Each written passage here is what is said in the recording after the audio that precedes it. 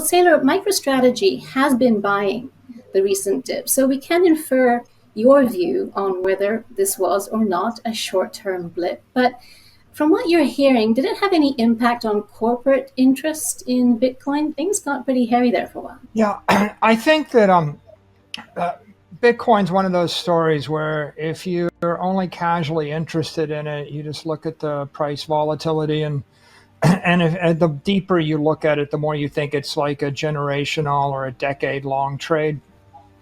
Last week, I think there are pros and cons. Clearly, there's a bit more volatility, and that would scare away weak non-committal players.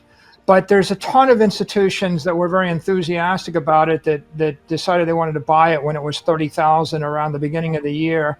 And then they watched to their chagrin as it doubled, and they thought, well, it can't double every quarter forever. It's ahead of itself. And then they stopped and they wouldn't buy.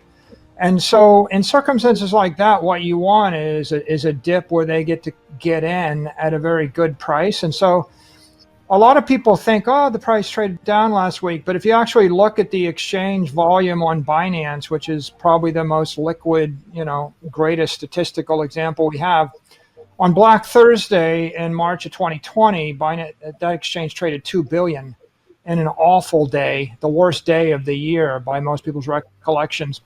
On the day when, and it was around 5,000. On the day when MicroStrategy announced our purchase, August 10th, that exchange traded $1 billion of Bitcoin in the day. I think that exchange has traded up to $14 or $15 billion of Bitcoin on some days last week and traded $60 billion over the course of 6 days. And it's the bottom line. Bitcoin's up by a factor of 4. Liquidity is up by a factor of 5 to 8, even 10. And some institutions bought $60 billion of Bitcoin at a good price last week while someone got panicked over what I view as FUD and they dumped it too cheap. So, I think what you see is that the long-term players are actually pretty happy to have the opportunity to get into this entry point. And if I was looking at it, the number one thing I'd always look at is the price moving on no volume or on a lot of volume? Because that tells you the institutional sentiment. Michael Saylor, what has most surprised you about the changes? What's the biggest change in the market, in your opinion, since MicroStrategy bought its first Bitcoin? What surprised me is that we've had a nonstop avalanche of good news. David Rubenstein, who's Jerome Powell's famous boss, endorses crypto. Larry Summers, the Secretary of the Treasury, endorses crypto.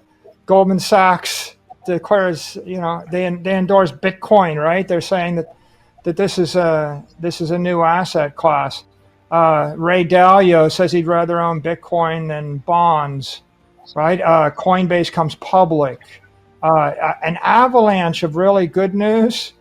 And then I see the volatility in the market all based upon FUD. And the FUD is, first it was the Chinese are mining too much Bitcoin. And then the FUD was sell Bitcoin. And the second FUD was the Chinese are going to stop mining Bitcoin, sell Bitcoin. And then the FUD was, well, you can't buy Bitcoin in China, sell Bitcoin. And then the FUD was, oh, the Chinese reiterated you can't buy Bitcoin in China, sell Bitcoin. And then the FUD was, oh, IRS says you got to pay your taxes, sell Bitcoin. So, and that's the news cycle, right? So I feel like everything's working out great. I mean, if you'd asked me in August, do you expect to get the legitimization of Bitcoin like this? I wouldn't have in my wildest dreams expected so much good news to come. So I think it's going awesome. Just the market's volatile. Michael Saylor, many have set off sirens claiming that this is industry centralization. It could lead to minor collusion, perhaps network censorship. What's your response to that? Everybody in that meeting, including Elon, are passionate believers in decentralization. The only reason we had the meeting is because we wanted to ensure the success of a decentralized cryptocurrency, and the source of the decentralization is energy usage.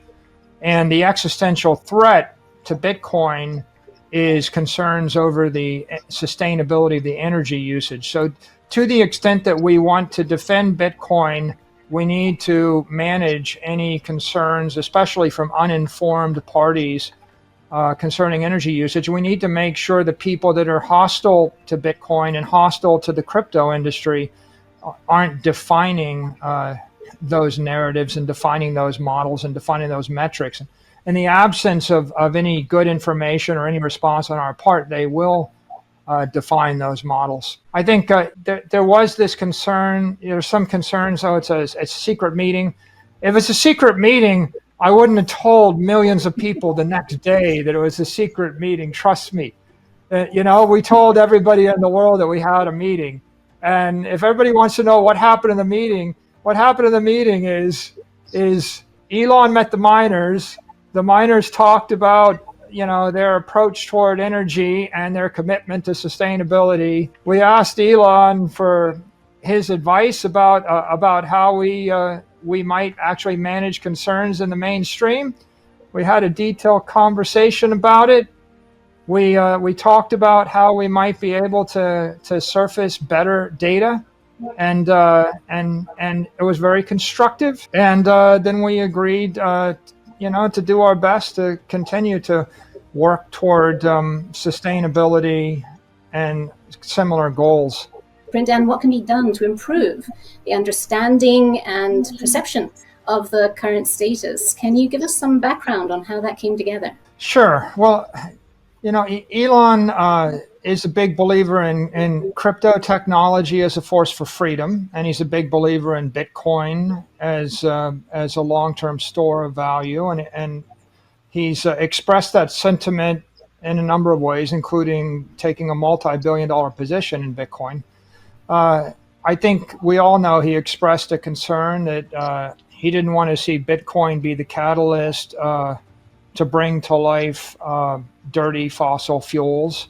And that created a bit of a Twitter stir. And that caused Bitcoin to dominate the news cycle all last week across the mainstream media. And I think it became pretty clear that that we have the Bitcoiners, we have a good story, but it's a very complicated story. And we need to find a way to share our story and to educate and get organized.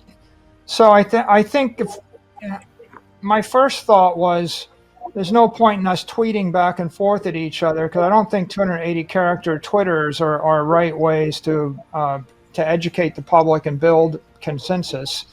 So I reached out to Elon and I spoke with him, and we had a very long conversation. And from that, I asked him if he had relationships or had met with the Bitcoin miners. And Elon has expressed, right, on the record, he said he thought we would all benefit if we were able to publish energy usage and source of energy usage data. It turns out that Bitcoin miners don't actually have a good forum for communicating how they generate their energy. We don't have a shared common model for Bitcoin energy usage right now, and we don't have a future forecast model that we commonly use. So we're allowing other journalists in the mainstream media, or just anybody that wants to make up their own model.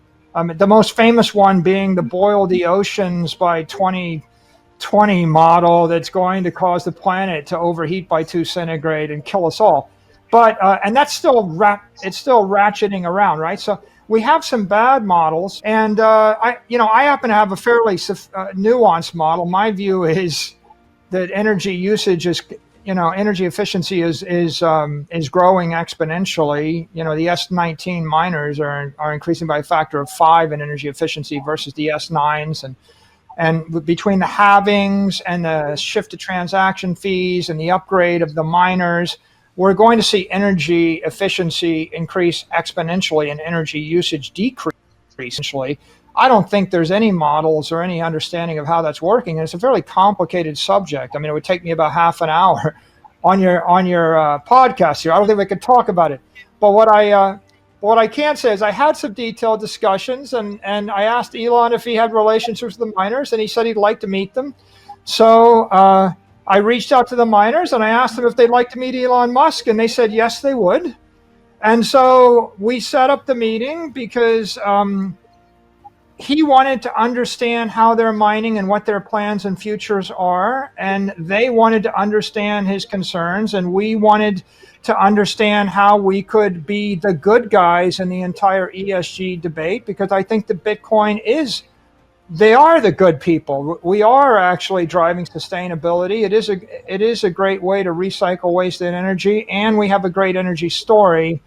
And so I think that the group came together to get Elon's thoughts, and for us to brainstorm on what we can do in order to communicate constructively to the entire industry, and avoid reinventing the wheel, right? Because if there's 200 miners and each one of them has to develop their own model of the future of Bitcoin mining for the next 20 years and figure out what to say and who to say it to, and it gets pretty complicated, and none of them have a voice or a platform to get their message through.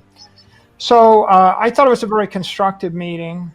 I think we do have a great story. I think we're all committed to taking that message out to institutional investors, and to refining it. And I think Elon's first order ask was, hey, can we come up with a way to publish or create transparency for Bitcoin mining energy usage? I saw something on Twitter today that suggested that Bitcoin is 2 or 3x as other energy users. That's the kind of story we need to get out, but we need to legitimize it by having really good data. So I think the first step is let's come up with a protocol for us to publish energy information, and then a way that we can share it with the world, and then work together to make sure that we pursue sustainable energy goals, because that does, because it's true, A, B, because it will actually ensure that the mainstream news cycles are positive and not negative. And that will give institutional investors comfort as they enter the space and not cause them to pause.